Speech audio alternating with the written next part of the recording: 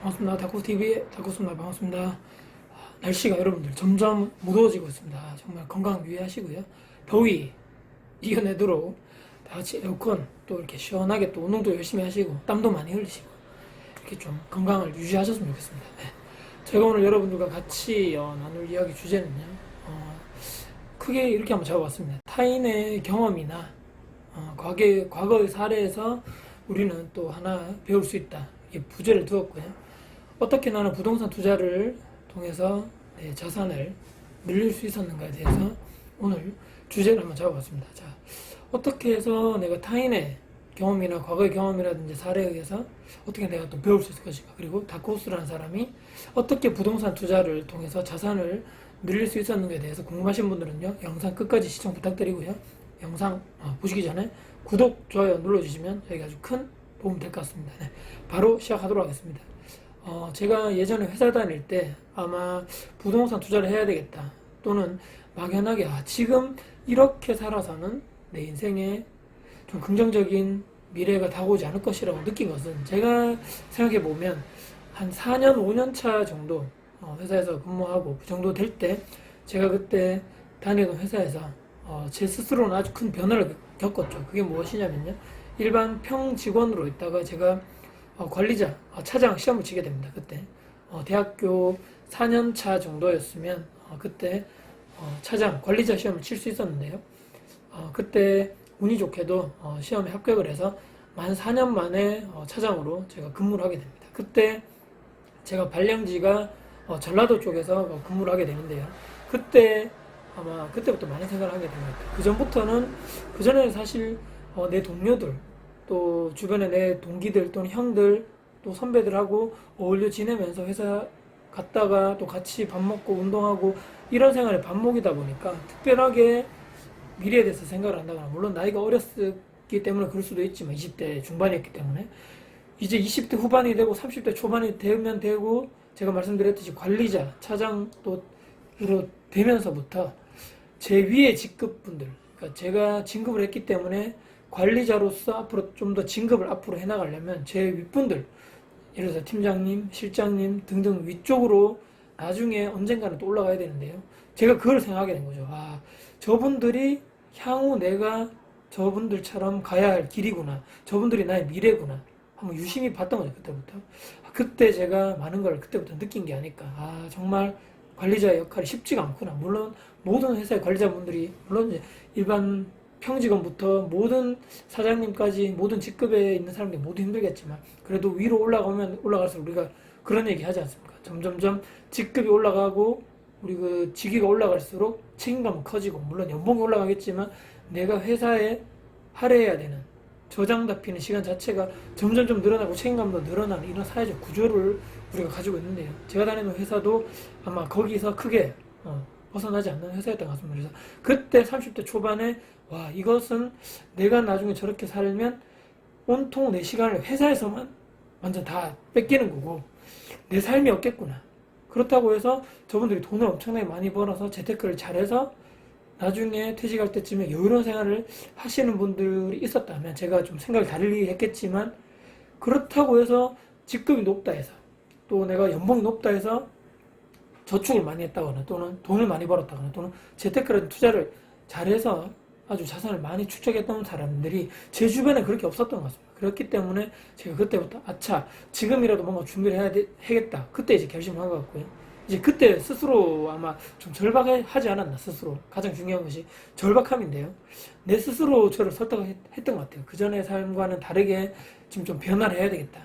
지금까지는 평범하게 살았다면, 지금도 그 전에도 제가 부유하거나 이렇게 잘 사는 집에서 살지 않았기 때문에, 부모님도 어려운 부모님 밑에서 저 자랐기 때문에, 정말 내 스스로 돈을 벌고 내 스스로 자산을 형성하고 내 스스로 언젠가는 정말 부동산을 통해서 또는 또 다른 투자법을 통해서 정말 나는 돈을, 또 내 자산 규모를 키워야 되겠다. 그때부터 시작이 되었던 것 같고, 아마 그게 바로 첫 번째가 아마 절실하지 않았나. 그리고 내 스스로를 설득해서 긍정적인 미래의 방향으로 준비를 해보자, 이제 이렇게 또 된 거죠. 지금 투자하지 않으면 나는 내 주변에, 아까 말씀드렸지만 내 위에 높으신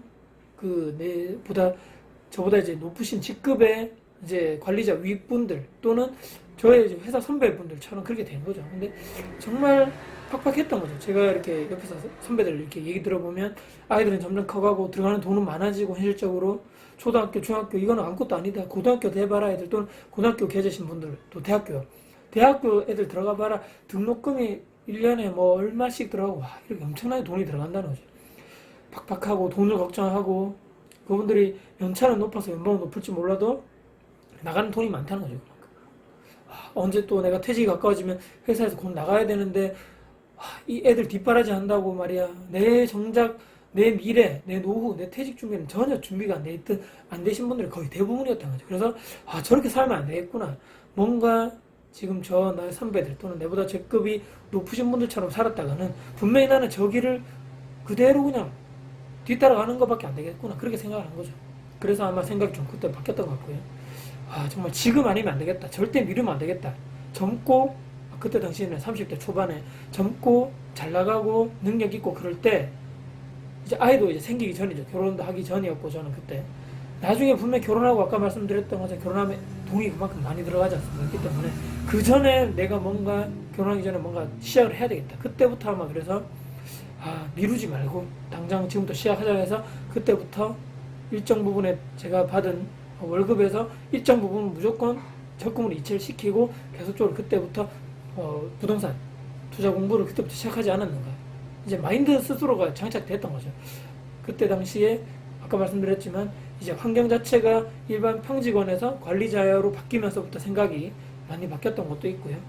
또 나이가 조금씩 그때 들면서 주변의 선배들 저렇게 따라가면 안 되겠다. 나는 또 다른 나만의 준비, 나만의 미래 준비를 하지 않으면 또 나는 저들처럼 될 것이라는 그런 아마 위기감, 또 절박함이 저에게는 아주 현실적으로 와닿았던 거죠.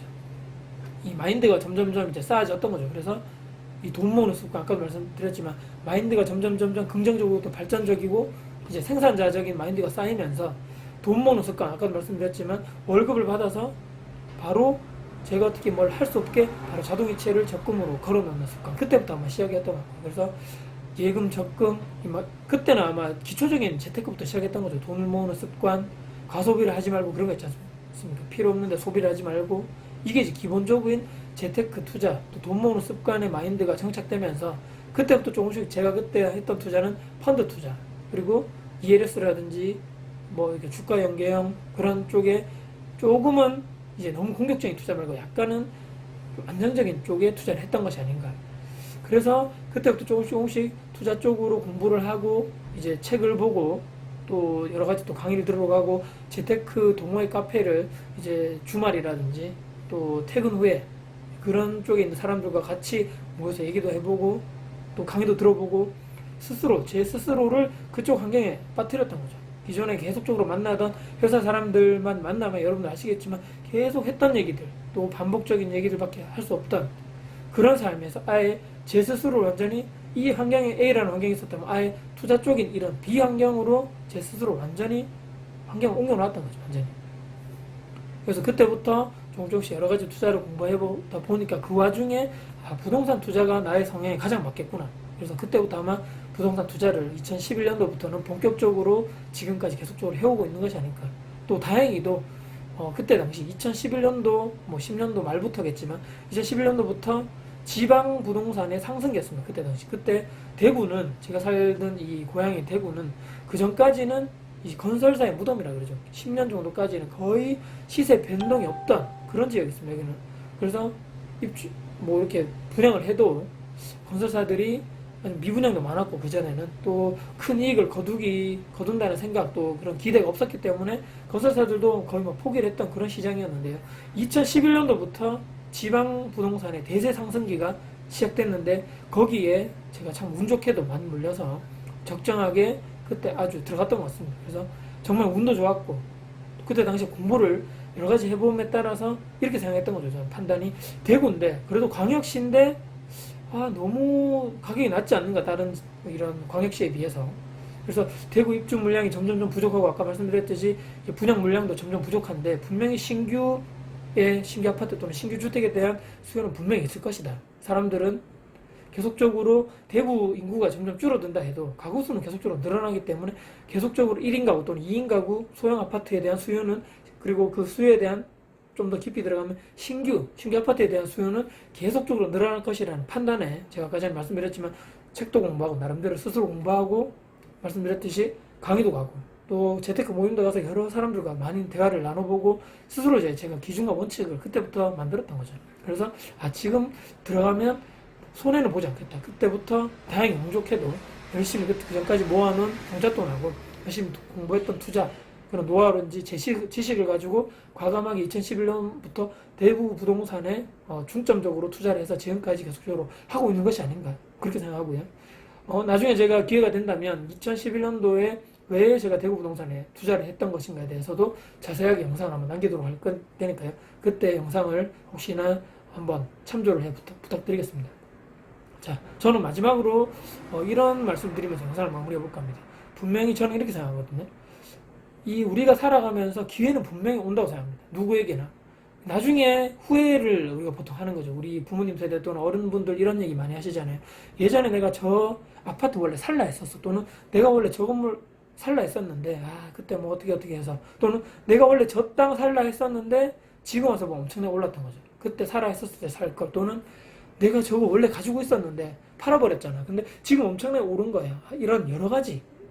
근데 그게 진실인지 아닌지 모르겠지만 그런 썰들이라든지 투자에 관련된 여러 가지 사람들이 많은 대화를 그때 그렇게 했었으면 뭐 부자가 됐을 건데 이런 류의 얘기들.